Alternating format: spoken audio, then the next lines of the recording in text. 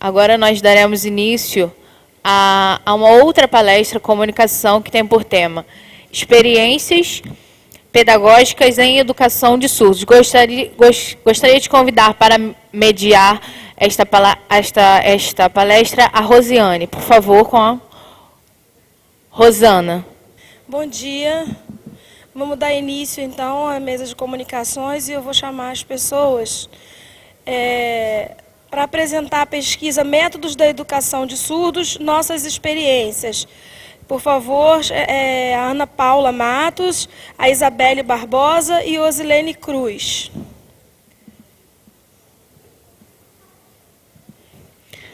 Bem-vindas.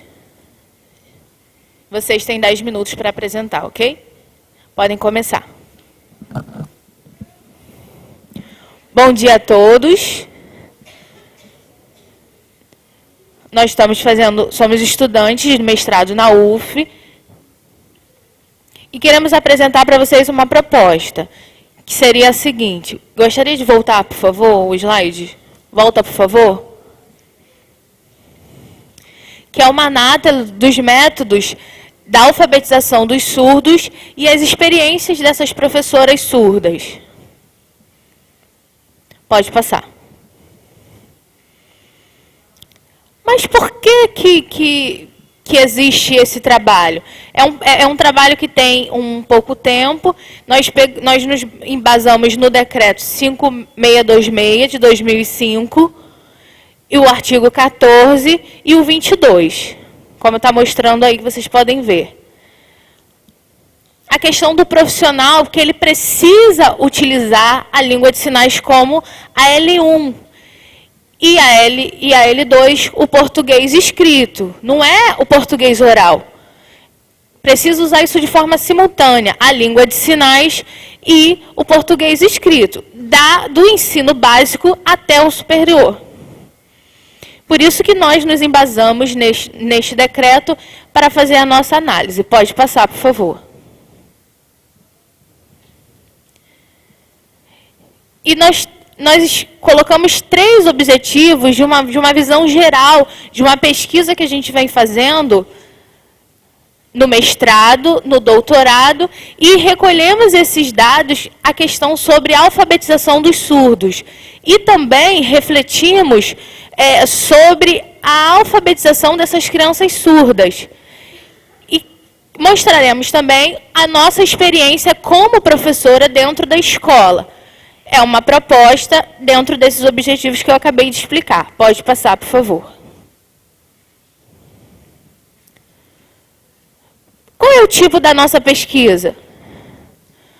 Por exemplo, o GIL de 2002 é uma das teorias também que nós utilizamos. E aí, utilizamos dessas referências. Pode passar, por favor. Lembra do primeiro objetivo, sobre recolher esses dados no âmbito nacional? E aí buscamos essas informações neste site BDTD. O que significa? É uma biblioteca digital da tese e dissertações. É um site muito importante porque ele nos traz bastantes informações relevantes na área de mestrado, doutorado, e o uso dessas práticas. E aí eu queria saber, nós fomos buscar como que isso é utilizado na questão da alfabetização, as metodologias, a questão bilíngue. E aí botamos uma palavra-chave, por exemplo, e apareceu várias informações, várias referências. E aí, como isso é utilizado e a quantidade que isso é feito? Pode passar, por favor. Como vocês podem ver nessa primeira tabela, nas dissertações, quantas existem? E tese são muito poucas, falando sobre a alfabetização de surdo. Vocês conseguem perceber essa diferença? Quando utiliza a metodologia sim e não. Por exemplo, o tema. Quando fala alfabetização, por exemplo, como título, e aí quando você vai ver o resumo, não tem uma metodologia específica. Na tese, do mestrado, às vezes, nós fizemos essa comparação. Se existe uma metodologia e se não existe. Pode passar, por favor. E através do recolhimento desses dados, não tem 100%. Por exemplo, como vocês podem observar nessa tabela. 24 na defesa de mestrado e 5 teses de doutorado. E a gente vai compartilhar com vocês as nossas experiências. Eu passo a palavra para minha colega, por favor. Então, o professor, ele precisa criar essa metodologia para trabalhar com esses alunos surdos. E nós fizemos uma análise com as famílias, por exemplo, pai, mães, avós, buscamos imagens, fizemos uma árvore genealógica, né? Nós somos, a nossa foto, nós como professores, e aí colocamos esses exemplos para vocês poderem visualizar. Pode passar, por favor. E os alunos, esse aluno, ele autista grave, e aí mostramos a árvore genealógica, né? E aí eu dei para ele um lápis para ele colorir, e aí ele conseguiu identificar a árvore da cor verde, o seu tronco marrom. Ele colocou o céu, pintou de azul, e ele conseguiu perceber por conta das suas experiências visuais que ele já tinha, e ele conseguiu responder de forma positiva. Só um complemento. O aluno autista, como a gente colocou, antes eu estava explicando, coloquei a imagem, botei o rosto da avó, do pai, da mãe, e a menina, ela não presta atenção, ela não tem uma atenção direta para a gente, né, por conta do seu grau de autismo, e a gente tentando trabalhar, de certa forma, chamar a sua atenção, e após a realização da explicação, entregamos as atividades para que eles assim realizassem. O aluno surdo e ao outro aluno que era autista. E aí mostramos tudo e demos a atividade para que eles pudessem realizar. Demos uma folha, como esse exemplo que vocês estão visualizando. E o bem interessante, que na hora da apresentação não tinha cor. Não tinha, era tudo branco, não tinha cor do céu. Só tinha a árvore, o seu tronco marrom e as suas folhas verdes.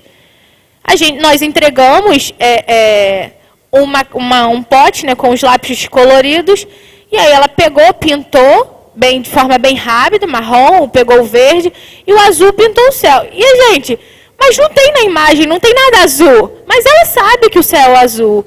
E é bem interessante essa experiência. Pode passar, por favor.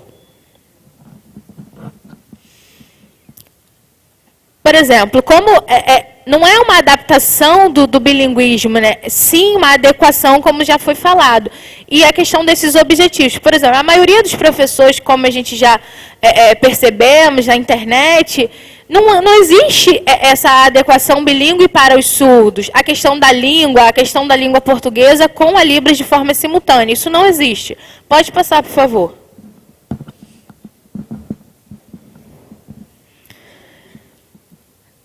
Foi uma contação de histórias da Chapeuzinho Vermelho. Como vocês podem visualizar nesse exemplo. E nós fizemos um jogo de dominó, por exemplo. Coloquei a minha foto com o meu sinal, mais a imagem. Por conta, para descobrir o nome, fazendo a combinação com as imagens. Porque, por exemplo, os professores de literatura não têm essa adequação bilíngue. Somente eles utilizam a forma oral para contar as histórias. E, às vezes, visualiza e faz o sinal. Precisa utilizar diretamente a língua de sinais com as imagens. Porque o professor ele utiliza mais a forma oral, fala e para. Aí olha para o intérprete e o professor vai fazendo oral. E aí eu me vesti de Chapeuzinho e fiz a incorporação daquele personagem, fiz a contação de história para os alunos. Depois distribuímos os jogos, o jogo da memória, o dominó, o quebra-cabeça. Dominó, isso mesmo, entregamos os jogos. Pode passar, por favor. Quando terminou a história, e aí percebemos a importância desse método bilíngue, né, de usar a língua de sinais e a língua portuguesa, a questão da imagem, para eles poderem fazer essa associação. Pode passar, por favor. Pode passar. Fiz também o sistema solar, porque os alunos não conhecem os planetas. Você mora onde? Eu moro na Terra. E aí fiz os sinais dos respectivos planetas e fui mostrando isso a eles. Pode passar, por favor. E eu expliquei que nós vivemos na Terra, mostrei para eles a imagem, qual é o país que vocês moram, Brasil, e aí fomos fazendo essa questão do espaço geográfico para eles poderem conhecer. Pode passar, por favor. Trabalhamos também o mapa do Brasil, os sinais dos estados, sempre usando essa metodologia bilíngue da língua portuguesa com a Libras, as diferenças culturais, isso também foi passado. Eu queria mostrar mais fotos, a questão das culturas, mas o tempo não nos favorece, mas em breve a gente vai poder falar isso de forma mais detalhada. Mas essa estimulação é muito importante. Mostrar essas questões, diferenças culturais que existem no território nacional, a questão da comida no sul, como que é essa questão no sul come muito churrasco, e aqui a gente tem essa cultura do arroz e do feijão, enfim, mostrar essas diferenças é importante. Pode passar, por favor.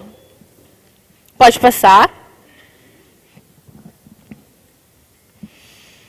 Então, a importância desses estímulos que favoreçam o desenvolvimento desses alunos na sua L1, como a sua língua de instrução, usar a Libras como língua de instrução junto com a língua portuguesa, não podemos tirar nenhuma dessas línguas e respeitar sim as especificidades dos surdos, usar o português como língua escrita também, usando a língua de sinais, para que ele possa aprender as duas línguas de forma simultânea. Pode passar. Próximo. Essas foram as nossas... Volta, por favor. Pode passar, pode passar, pode passar. Muito obrigado. Agradecemos a nossa orientadora, Ana Regina, está aí? Não. Nós duas somos alunas desse projeto. Agradecemos a atenção. Muito obrigada. Agradeço a apresentação dessa pesquisa muito importante. Sabemos pensar essas estratégias metodológicas, né, na área do bilinguismo, a questão do desenvolvimento do surdo, isso é bastante relevância, utilizando a língua de sinais de forma fluente. Parabéns pelo trabalho de vocês. Agora, gostaria de convidar para o próximo tema...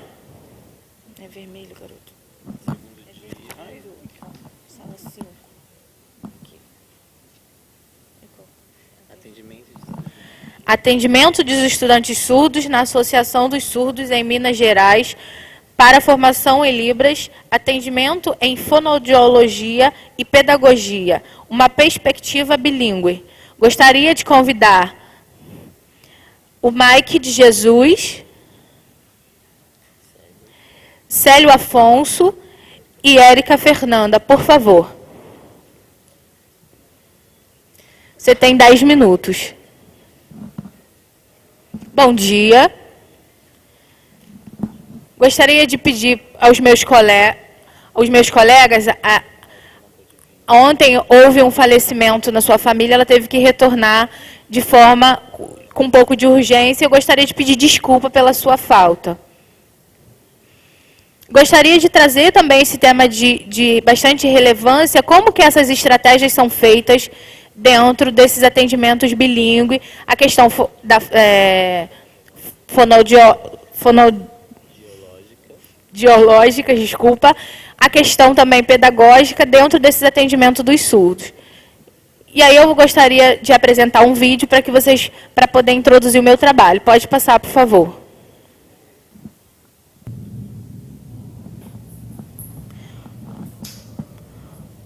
Olá, eu me chamo Mike, esse é o meu sinal. Estou estudando da UFSC. no polo do Instituto Federal de Minas. Eu sou o Célio, também sou estudante da UFSC, do mesmo polo. Trabalhamos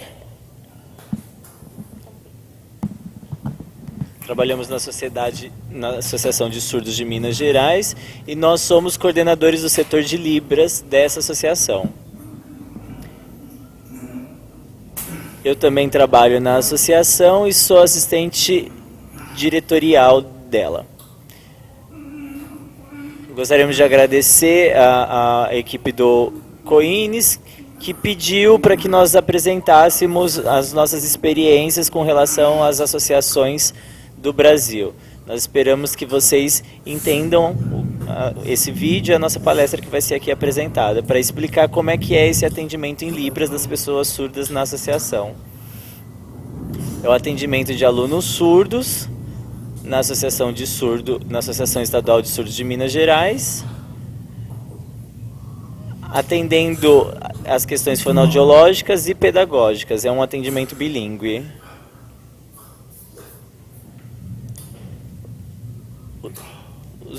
O atendimento em Libras, o atendimento pedagógico e o atendimento fonoaudiológico que acontece na associação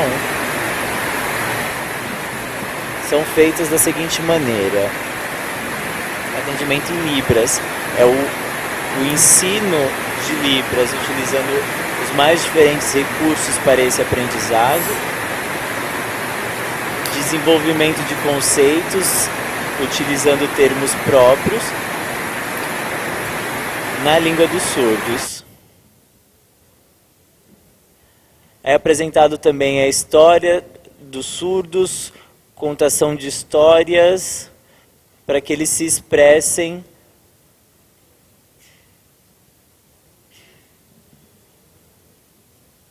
e esse atendimento em Libras é utilizado com pessoas surdas, sendo referencial para essas crianças que estão ali sendo atendidas.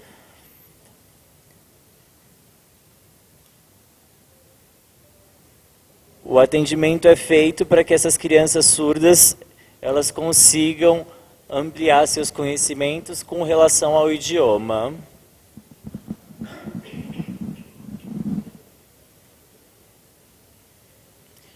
As crianças ali atendidas são tanto crianças quanto também jovens adultos. O atendimento fonoaudiológico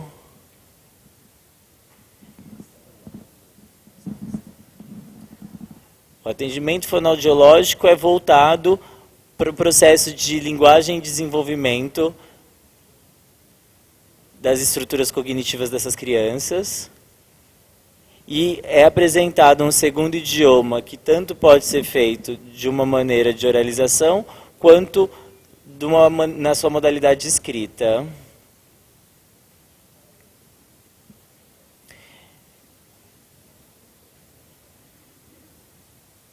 E a partir do momento que essas crianças elas já tenham adquirido língua de sinais, já tenham adquirido seu primeiro idioma, elas podem escolher entre uma aquisição de uma segunda língua através do método oral,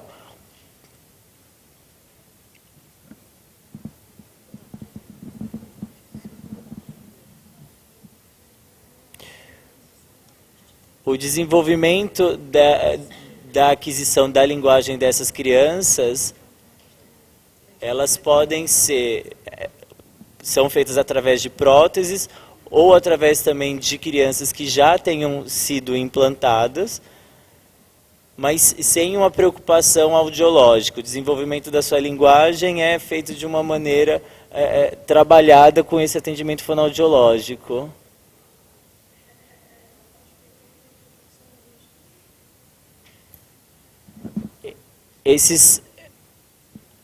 O atendimento ele é feito para que essas crianças elas não tenham nenhum tipo de atraso cognitivo e que consigam avançar nas suas questões com relação ao desenvolvimento da linguagem. Já o atendimento pedagógico tem como objetivo trabalhar a segunda língua dessas crianças, para que elas consigam adquirir linguagem e tenham conforto na modalidade escrita. são utilizados os mais diferentes métodos que apresentam vantagens e desvantagens para a aquisição dessas crianças que talvez já apresentem uma fluência em língua de sinais e outras crianças que não. Vai depender de como está o nivelamento do uso da língua de sinais por essas crianças surdas.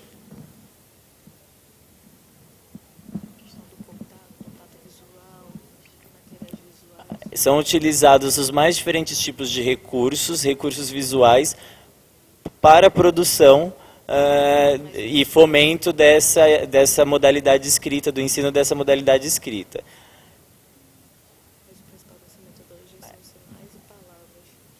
A metodologia é focada no desenvolvimento dessas crianças surdas para que elas consigam se desenvolver da melhor forma possível pedagogicamente. A nossa pesquisa foi realizada na Associação de Surdos em Belo Horizonte. E a associação ela trabalha com as mais diferentes vertentes, sendo ela esporte, lazer, cultura. E por trabalharem nessa questão educacional, de 25 a 30 alunos,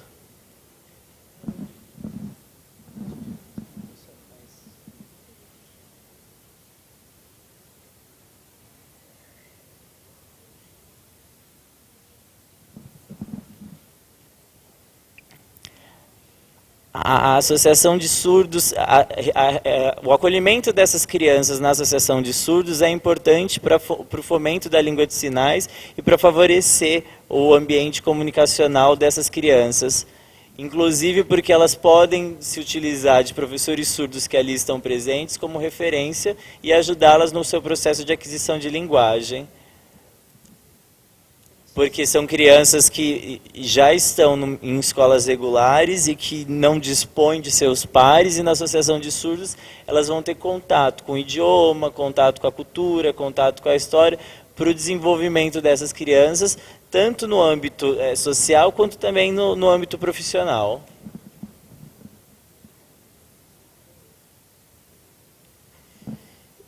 Existem funcionários terceirizados que trabalham na associação e que só se utilizam de língua de sinais em todos os ambientes.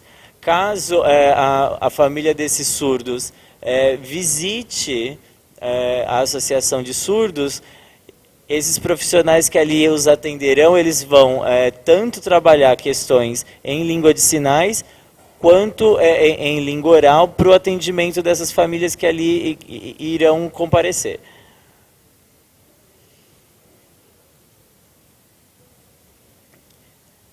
Esse tipo de atendimento também é feito em outros espaços, mas por conta dessa barreira comunicacional, a associação se apresenta como uma ótima opção para o atendimento dessas crianças.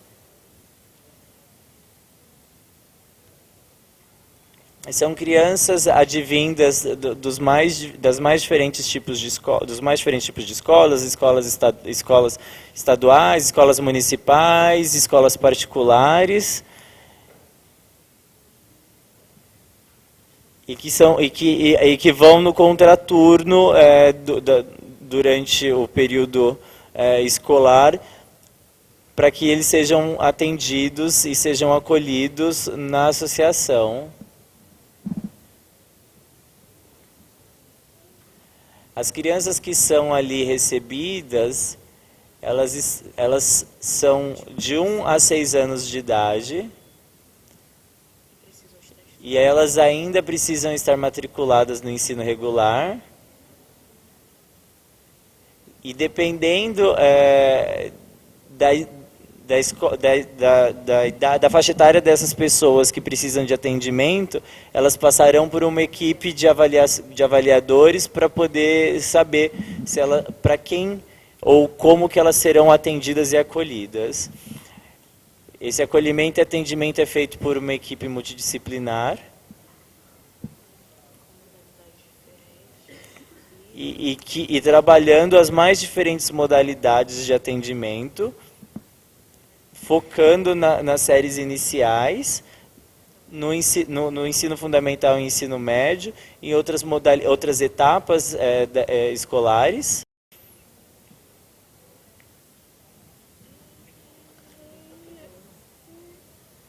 E algumas questões em que a família tenha falta de acesso por conta falta de acesso comunicacional, por questões inclusive de falta de intérprete, é feito um acolhimento também na associação.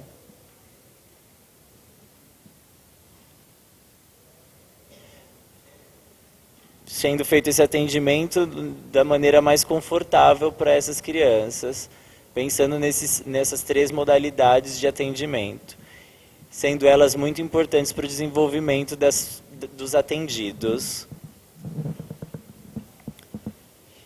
As famílias, quando levam essas crianças até a associação, elas também são atendidas, com cursos de Libras sendo ofertados a elas no período em que essas crianças estão ali presentes, sendo atendidas.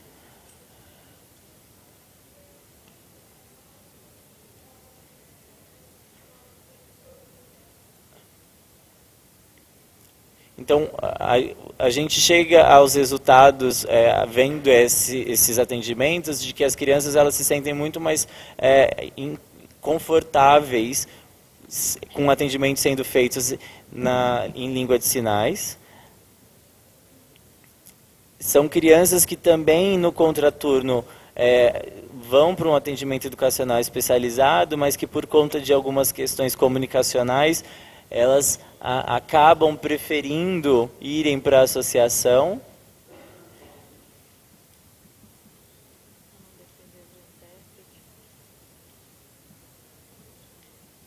A gente sabe das dificuldades que essas crianças apresentam, porque elas não estão no mesmo ambiente de conforto linguístico onde crianças ouvintes estão presentes, e é na associação de surdos que elas encontram e são melhor atendidas em seu próprio idioma. Também são feitas algumas palestras promovidas pela própria associação para poder favorecer a educação bilíngue e o ensino bilíngue infantil em Minas Gerais. Agora são as referências bibliográficas. Nós agradecemos a atenção. Caso tenham dúvidas, fiquem à vontade para nos perguntar. Então, desculpa os problemas por conta do falecimento. A minha colega não pôde estar presente. E aí, o objetivo da associação é fazer esse estímulo nas diferentes instâncias, seja esporte, lazer, qualquer ambiente que o surdo esteja, fazer essa estimulação e servir de modelo para o seu desenvolvimento. Isso só foi um resumo mesmo do nosso trabalho feito na associação. Muito obrigada.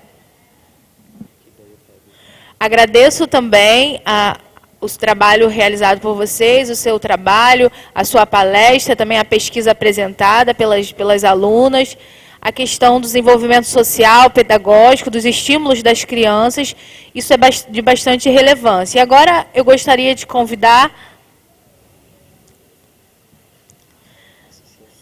a Associação de Surdos de São Paulo, a história de luta dos surdos. Eu gostaria de convidar a Natália Francisca com a palavra, por favor.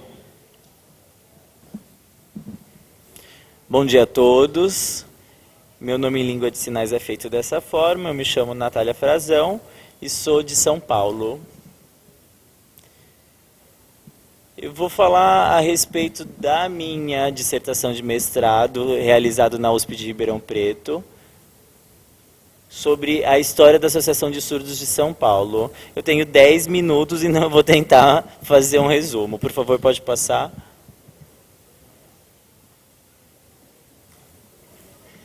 Então, o objetivo do meu trabalho foi fazer um recorte desse período, de 1950 até 2011, para poder analisar o processo histórico pelo qual a associação passou, desde a sua fundação até 2011, para entender como é que ela segurou a educação de surdos durante esse período no município de São Paulo.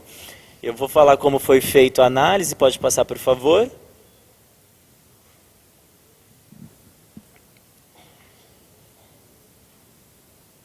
Então, desde sua fundação em 1950 até 2011, como é que ela se estruturou, como é que ela se manteve durante esse período? Como é que foi fundada a associação? E a partir de então, como é que ela permaneceu, como é que ela foi mantida? Então, essas eram as duas questões que eu tinha para poder analisar.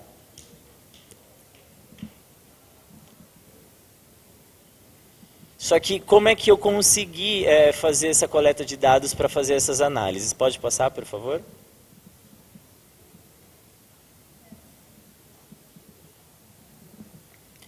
Então eu precisava de um embasamento teórico para poder fazer essa análise, e eu acabei por escolher um sociólogo chamado Albert Melucci, né?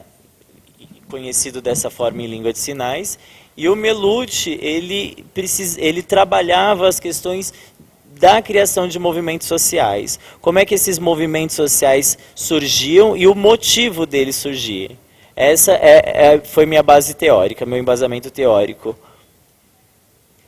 E como é que se olhava macrosocialmente, quais foram os fatores macrosociais que influenciaram a criação desse movimento? Quais eram as ideologias, quais eram a situação política para fomentar esse movimento social? Então eu vou falar de fatores externos que influenciaram, fatores internos na sociedade para que esses movimentos fossem criados, né? Ninguém vai para a rua aleatoriamente para manifestar. A gente tem esse movimento, um movimento de latência, que é um momento ao qual esse movimento começa a conviver cotidianamente para falar a respeito de assuntos de interesse que as pessoas se conheçam. Não é necessariamente ir direto para as ruas ou reivindicar por direitos. E depois desse momento de latência, existe um momento de visibilidade, na qual uma instituição ela fomenta ou favorece, favorece que esse movimento acabe por se movimentar no sentido de reivindicar por direitos e se manifestar. As pessoas que fazem parte desse movimento são chamados de atores coletivos. E é o que a maneira como eu vou chamar, como eu vou me referenciar as pessoas que compõem e que criaram esse movimento da Associação de Surdos de São Paulo. E a partir de então é que, com esses recursos suficientes e com um motivo instaurado e com instigados é que esse movimento começa a agir. Então, esses atores, por se identificarem, por estarem em consonância com os mesmos ideais, eles começam a se movimentar para manter-se estruturados, e esse tipo de identificação é chamada de identidade coletiva. Então, o que eu estou trazendo é um embasamento teórico de Melucci com relação aos movimentos sociais. Pode passar, por favor?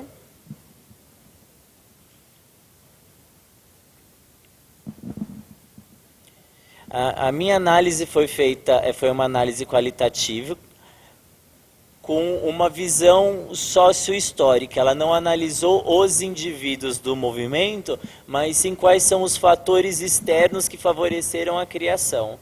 Então, essa foi a minha perspectiva na minha análise da dissertação. Pode passar, por favor?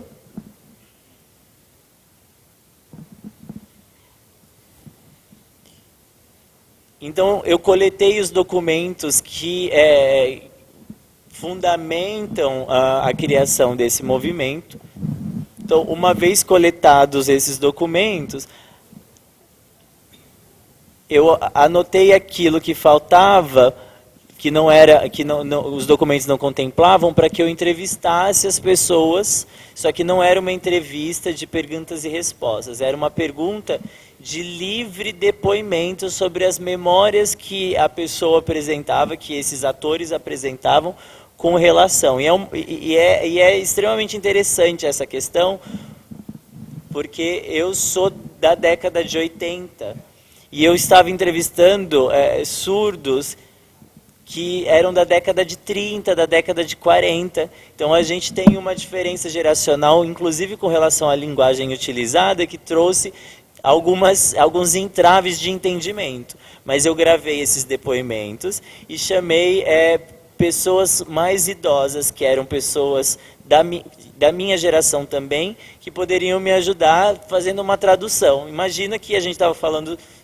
conversando o mesmo idioma, mas com relação à forma como ele era utilizado por conta de um distanciamento geracional. Também no momento dessas entrevistas, com os depoimentos, né, que foram ali gravados, analisando outras histórias que eram postas em plataformas distintas, eu consegui fazer uma análise e um sequenciamento, né, histórico e cronológico de 1950 da sua fundação até 2011. Pode passar, por favor?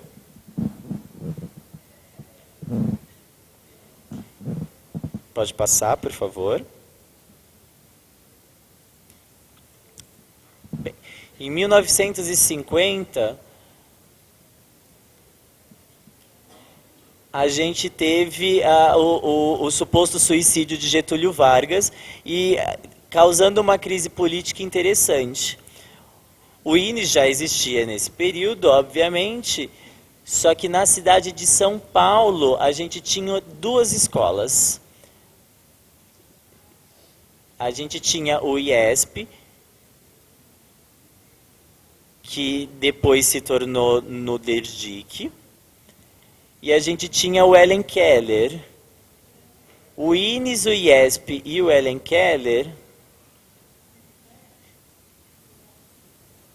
eles tinham uma abordagem oralista. Então, os surdos eles não poderiam sinalizar, eles só poderiam sinalizar no contraturno do período escolar.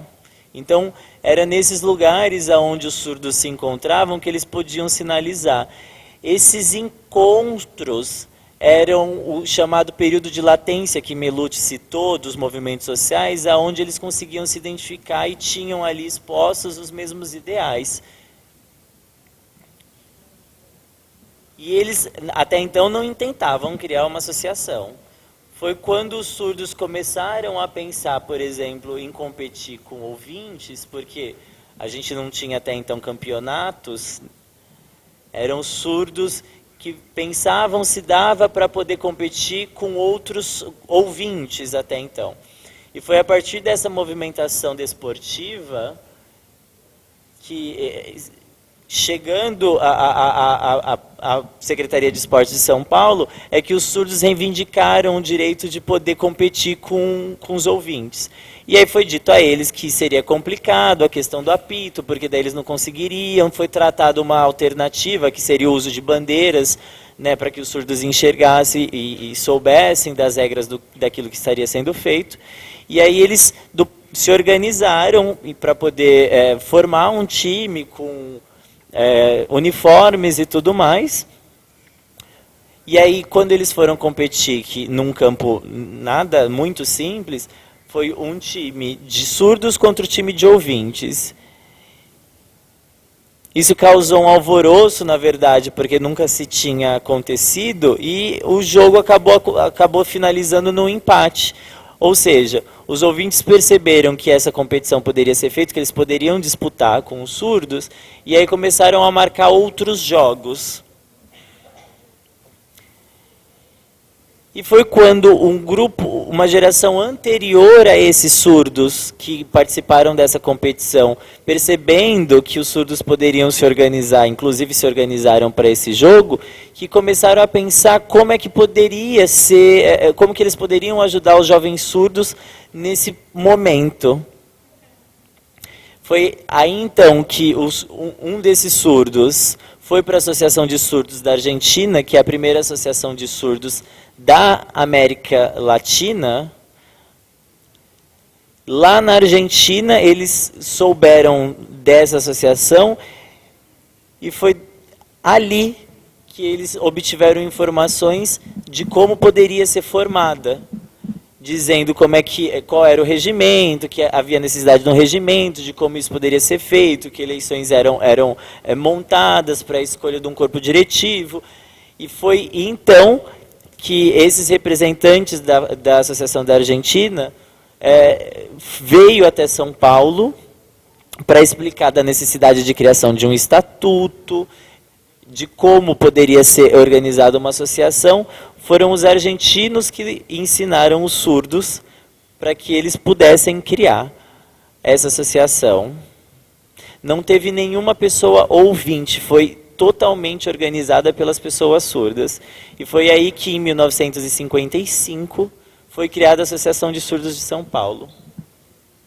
Então, é uma história interessante. Eu tenho a minha dissertação, que vai falar de 1950 até 2011, de todo esse processo. Gostaria de mostrar pequenos trechos, mas o tempo não permite. Então, essa questão é de poder olhar para o que acontecia no Brasil, o que aconteceu no estado de São Paulo, o que aconteceu na cidade de São Paulo, para entender o processo de criação e de fundação dessa associação, e de como os surdos se organizaram para procurar, com o objetivo de ter criado isso, de como eles se organizaram para que essa criação, e como que, com o passar do tempo, questões geracionais foram transmitidas através da associação, de como o conhecimento foi repassado para as gerações vindouras, e de que, por mais que essas pessoas tivessem saído da associação, a associação se manteve, foi assegurado trabalhando o direito educacional das pessoas surdas na cidade de São Paulo. É isso, me desculpa pelo tempo, eu não consigo passar tudo, mas caso vocês tenham interesse no meu trabalho de mestrado, vocês podem acessar a tese digital da USP. Eu me chamo Natália Frazão, e aí vocês podem fazer uma leitura. Tem 150 páginas, uma história um pouco longa. Me perdoem pelo tempo, de não conseguir passar tudo. Muito obrigada.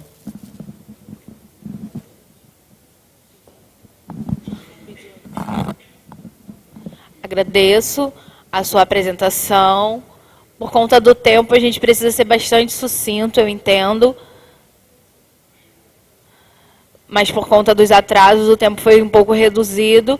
Mas eu agradeço a sua pesquisa, ela é muito interessante, pois mostra a história, né, de uma associação dos surdos nos diferentes espaços do Brasil, e isso é importante, isso é de bastante relevância na história dos surdos. Te parabenizo pelo seu trabalho. Agora, eu gostaria de convidar a próxima apresentação, traçando caminhos e possibilidades no processo de alfabetização e letramento dos surdos. Gostaria de convidar a Patrícia da Costa Menezes e a Patrícia Miranda, por favor, com a palavra. É a mesma pessoa. Desculpa. Colocaram dois nomes, mas sou eu a mesma pessoa. Bom dia. Gostaria só de pedir desculpa diante dos nossos colegas surdos, porque eu fico muito nervosa em apresentação, eu não tenho propriedade linguística ainda para fazer uma apresentação em Libras, então me sinto mais confortável na minha língua, então peço desculpa por isso, tá? Obrigada. Bom, pode passar. Qual é o objetivo do meu trabalho? É compartilhar um pouquinho das experiências, né, de alfabetização que a gente faz lá no trabalho do CAP-INES. Eu sou professora do CAP-INES, atualmente estou no 3º ano do ensino fundamental. Então, o objetivo mesmo é compartilhar as experiências que muitas pessoas perguntam, como a gente faz, como a gente tem traçado esses caminhos, e aí eu tenho que compartilhar um pouco disso. Pode passar. Bom, então, quando a gente começa a pensar nessas questões, né, do ensino de língua portuguesa para os nossos pequenos alunos, a gente tem que primeiro pensar sobre o suporte pedagógico, os recursos didáticos e as estratégias de ensino, que é a base que permeia o nosso caminho, né? Eu não posso só apresentar qualquer material sem pensar naquele objetivo de ensino para os nossos alunos. Pode passar. Bom, então o público-alvo são os alunos do 3º ano do ensino fundamental, e aí os aspectos relevantes nesse processo que a gente vem trabalhando é a questão do processo de aquisição de Libras, a Libras como o fio de interlocução com o mundo, né, do sujeito surdo, e o processo de construção desses conceitos, porque não é só trabalhar o conceito, trabalhar o objetivo, e a gente não conseguir alcançar a real finalidade desse processo. Pode passar. Então, qual é o nosso primeiro foco? É intensificar o trabalho com a Libras, né? Usar a Libras como fio condutor do nosso processo de ensino-aprendizado. A gente não pode partir do princípio, se eu quero trabalhar com um aluno surdo, eu preciso, em primeira mão, ter a comunicação com ele para a gente poder dar um processo de qualidade e que alcance o objetivo dele. Então, a gente começa, primeiro, permeando o conhecimento do mundo, o que esse aluno sabe, o que ele é capaz de produzir, para, assim, começar a dar processo inicial na nossa construção da organização do pensamento, junto com os nossos alunos, e aí iniciar um processo de aprendizagem português como o L2. A gente sempre tem que ter isso em nossa consciência, porque a comunicação dos nossos alunos é em Libras, então o português para ele não pode ser da mesma perspectiva dos nossos alunos ouvintes, né? Porque tem as questões da língua que permeiam esse processo. Pode passar. E aí, então, eu trago um pouquinho do trabalho que a gente faz, né, com os nossos alunos. A gente tem muito hábito, eu tenho muito hábito de fazer rodinha, muitas questões visuais, né, materiais com figuras, imagens. A gente preza até muito os nossos materiais, trabalhar muito com os nossos alunos. Então, a grande maioria dos meus materiais são de característica autêntica. Por quê? Porque eu uso fotos de aluno, imagem, vídeos deles fazendo para os próprios alunos.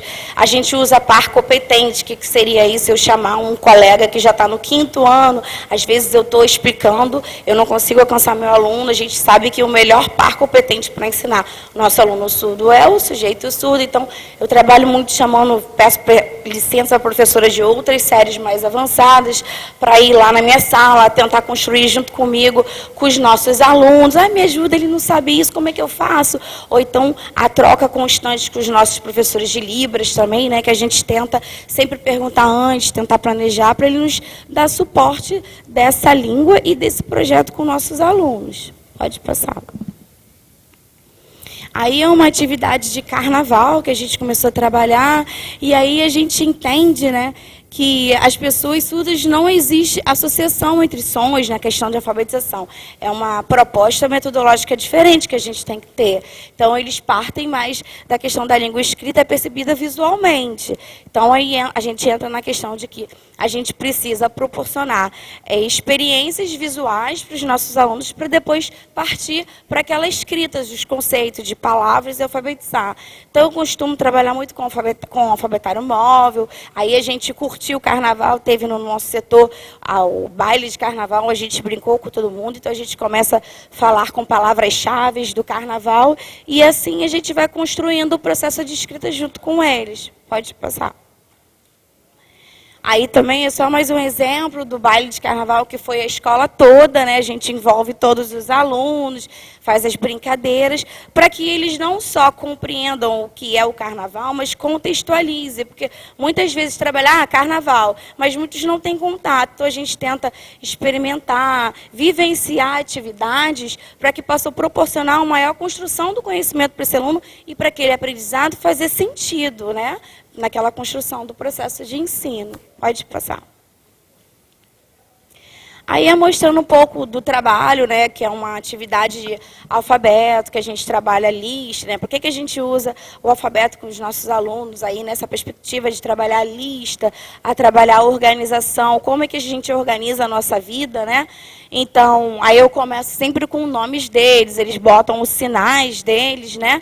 Vão construindo, aí junto com os amigos, um vai falando o seu nome para o outro, eles vão soletrando, que é uma forma deles irem trocando e ter propriedade do trabalho, que muitos têm muito medo, insegurança, né, de estar, eu não sei escrever. Não, você sabe, ajuda o amigo, o outro ajuda, e aí a gente tenta trabalhar sempre nessa perspectiva, e essa atividade era isso, espaço de troca com os pares, eles vão construindo, um vai ensinando o seu nome, mostrando a letra, aí eles descobrem que tem nomes parecidos, e aí a gente começa esse processo de ensino de alfabetização. Pode passar.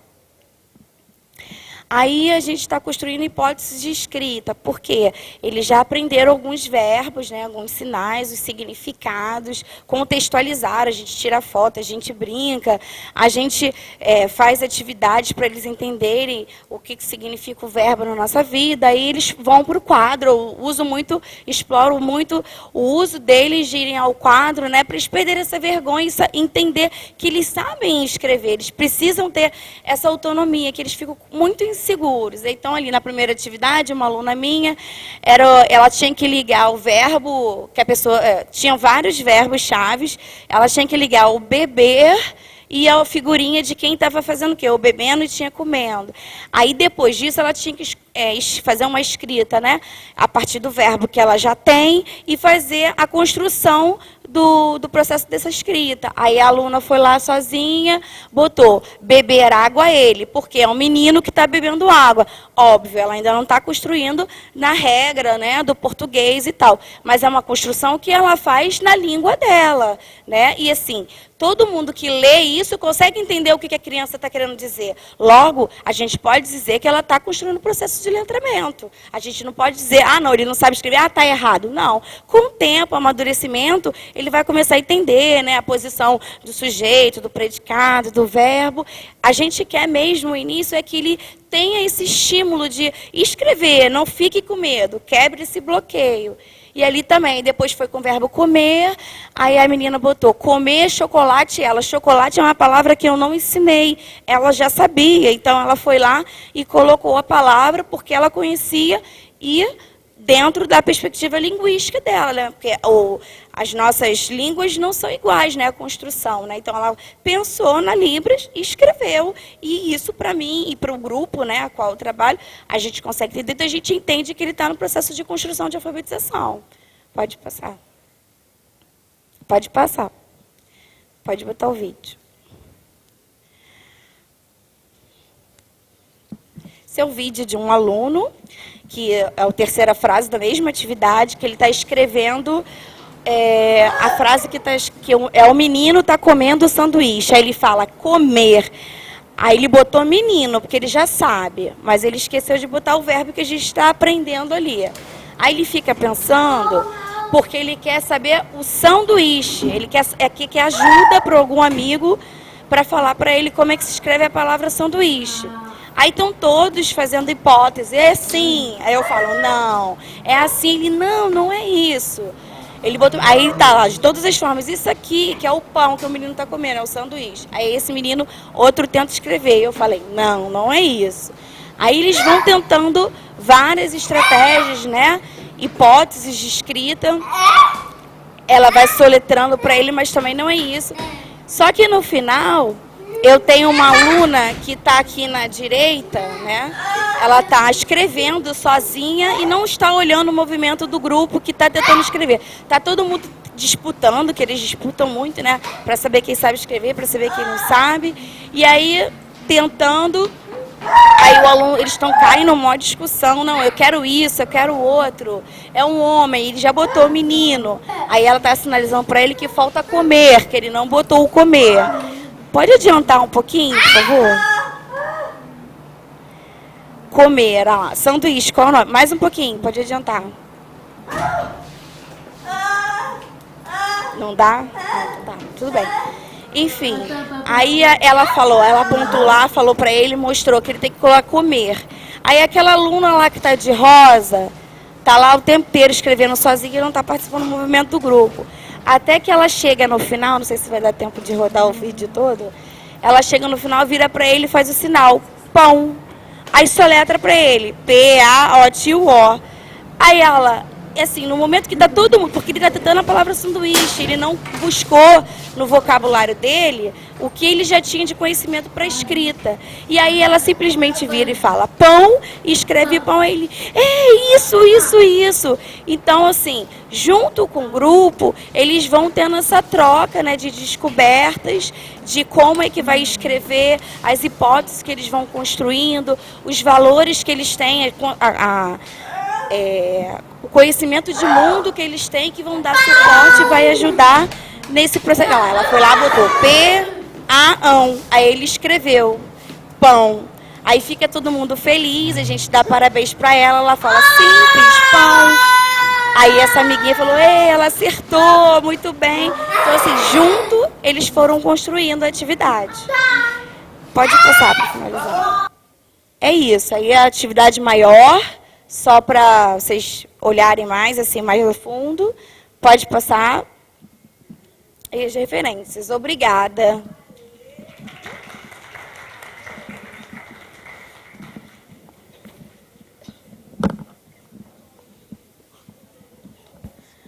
Agradeço a Patrícia pela sua compartilhar conosco a sua experiência de trabalho, com bastante relevância, essa prática dentro de sala de aula, porque é mais importante, porque nos dá um embasamento e nessa troca da criança, na descoberta, como a criança ela vai traçar esse caminho, a questão do professor não pode dar, né, tudo pronto para a criança e deixar que ela mesma, né, com os estímulos adequados, fazer com que ela trace esse caminho para que ela encontre e se desenvolva nesse processo de alfabetização. Gostaria de convidar a próxima palestra, que temos por tema o protagonismo dos alunos surdos em uma escola com projeto bilíngue.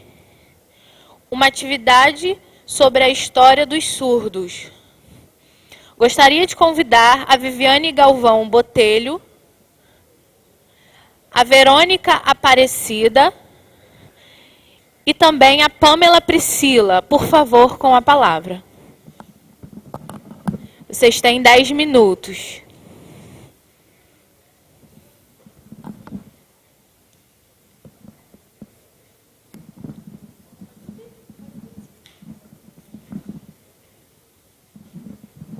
Bom dia a todos e todas.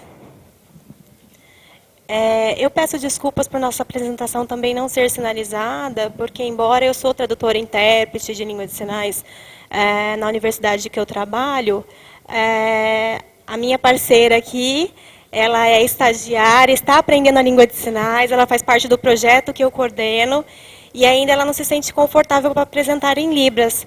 Então, por conta disso, a nossa escolha foi por apresentar em língua portuguesa, para apresentarmos na mesma língua, até para que ela se sinta mais confortável por esse processo de formação que ela ainda está passando. Ok? Muito obrigada. Então, para iniciar a nossa apresentação, o protagonismo dos alunos surdos em uma escola bilíngue, com projeto bilíngue, só para contextualizar, nós temos um projeto de extensão universitária, onde eu também sou coordenadora desse projeto, que se chama Ética e Inclusão Escolar, falando com as mãos. O sinal do projeto é esse aqui, vou mostrar. Você vai fazer? Pode fazer, Verônica? Pode fazer. Isso, faz o sinal de inclusão com uma mão e com a outra língua de sinais. Esse é o sinal do nosso projeto. E nós temos 16 bolsistas nesse projeto, onde atuamos na educação infantil e no ensino fundamental. Nós temos 2 bolsistas que são surdos. Vou pedir para que os 2 levantem as mãos ali atrás, eles estão aqui para nos apoiar. Eles também enviaram trabalhos para o COINES, são muito atuantes e essa participação dos dois, enquanto surdos, é muito importante para essa interação com os ouvintes, para a formação deles, dos ouvintes e para a formação dos surdos também, nesse relacionamento intercultural, que é muito importante. Os dois estão se formando em pedagogia, e a Verônica também está se formando em pedagogia, agora em dezembro eles terminam. Então, ambos têm esse relacionamento intercultural que faz muito bem para o projeto. E para eles também, enquanto formação. Pode passar, por favor, o slide. Essa é a nossa agenda, pode passar, por favor.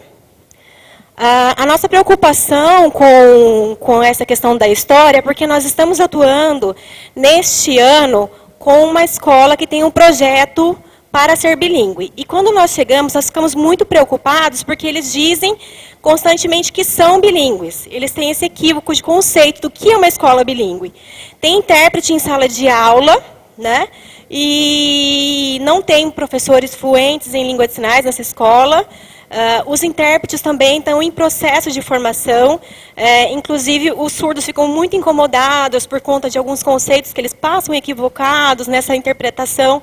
E nós estamos lá, embora a gente chegue, quer já fazer toda a transformação daquele contexto, nós sabemos que tem um processo, que a gente precisa ir devagar para conscientizar. Dizemos para eles que, assim, para eles alcançarem esse objetivo de ser bilíngue, tem toda uma estrutura, então tem que ser tudo com muita paciência, porque embora a gente queira transformar de uma hora para outra, nós sabemos que não é sempre como é a nossa vontade. Com muito amor, com muito carinho, a gente vai trazendo essa conscientização para eles, para que a educação dos surdos alcance o objetivo que é almejado mesmo. Pode passar, por favor. Nesse contexto, nós percebemos a importância de que não somente as crianças surdas que estudam nessa escola, que é uma escola polo, nós dizemos que é uma escola polo, as crianças surdas conhecessem a história de vida do povo surdo e também as crianças ouvintes que interagem com essas crianças surdas também conhecessem a história, para que tudo fizesse muito significado para eles na aprendizagem da língua brasileira de sinais, que é o nosso trabalho do projeto, o ensino da língua brasileira de sinais com os bolsistas surdos e a participação dos bolsistas ouvintes também. Esse é o nosso objetivo geral. Nós iniciamos, então, um processo de trabalhar com a história dos surdos, mas que os alunos protagonizassem essa apresentação. Pode passar, por favor? Os nossos objetivos específicos, então. E nós gostaríamos de mostrar como se desenvolveu, então, essas etapas para a elaboração desse teatro. Pode passar, por favor? Então, a metodologia foi escolhida como pesquisa documental porque eles fazem registro em diário de campo. Toda atividade que eles fazem nas escolas, eles registram em diário de campo.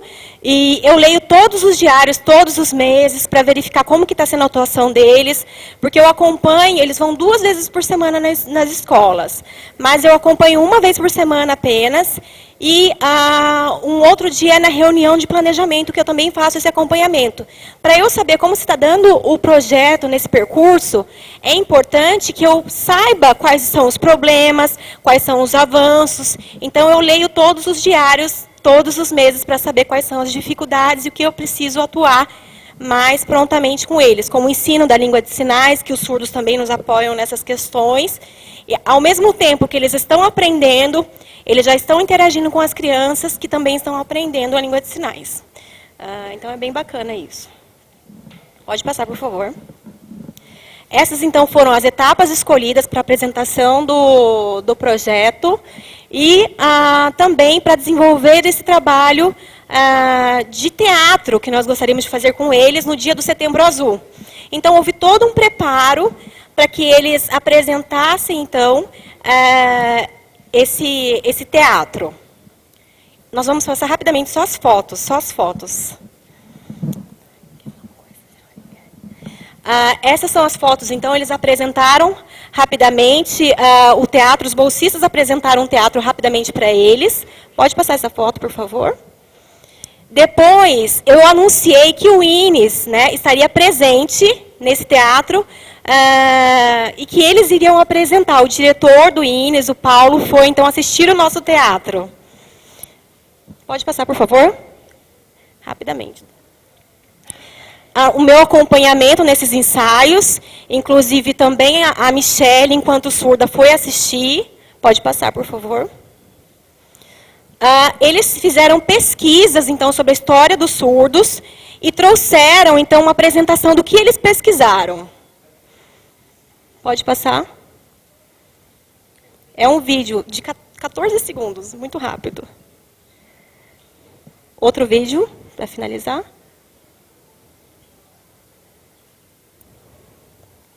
Esse é o ensaio deles, eles estavam ensaiando, então, para a apresentação. Pode passar esse também. E nesse dia, só para a gente finalizar agora, nesse dia, nós tivemos um problema com a iluminação do local, não tinha luz de foco. Eu estava interpretando ali, não tinha luz de foco. O pessoal do INES, né? A Gláucia esteve conosco também, o Moacir. Foi lindo de ver que eles foram todos para o palco, ligaram os celulares assim para mim, a iluminação dos celulares, para que todos vissem a interpretação ali. Eu fiquei até emocionada, tive que me controlar na hora para não chorar, porque foi um apoio para que todos tivessem o acesso mesmo ao teatro. E para finalizar, pode passar esse último agora. Esse foi o dia da apresentação. Próximo. Próximo. Próximo. Próximo. Próximo. Próximo. Próximo. E só para finalizar agora.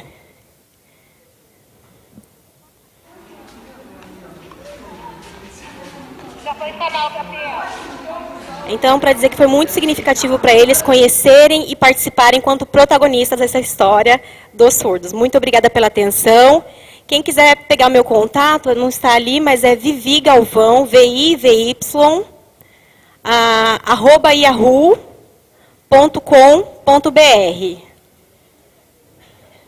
Vivi Galvão, VIVY, @yahoo.com.br, caso queiram tirar alguma dúvida. E eu agradeço muito pela atenção, peço desculpas pelo tempo. Muito obrigada a todos.